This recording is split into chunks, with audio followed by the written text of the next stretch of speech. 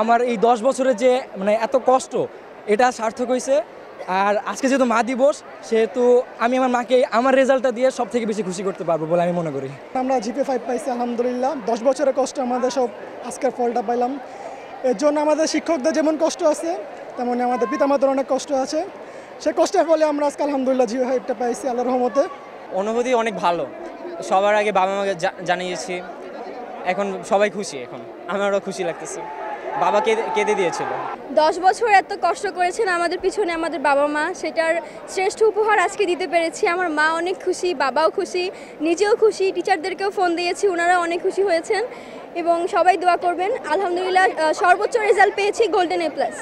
এমনি আজকে হচ্ছে গিয়ে মা দিবস প্রথমত, তার উপরে হচ্ছে আমি মূলত অবদানটা দিব আমার বাবাকে। সত্যি কথা বলতে, যেটা আমার বাবা আমার উপর অনেক বেশি কষ্ট করেছেন, তার উপর এসএসসির মধ্যে আমি যে একটা ঝামেলার মধ্যে পড়েছিলাম, অনেক ক্রাইসিস, সব কিছু মিলিয়ে আমি তো ভাবি না আমি পাস করবো। আমি সত্যি কথা বলতে আমি ভাবি না যে আমি পাস করবো, কিন্তু আমি যে একটা ভালো রেজাল্ট করেছি, আমি যে জিপে 5টা পেয়েছি, এটা আমার ভাবনার বাহিরে।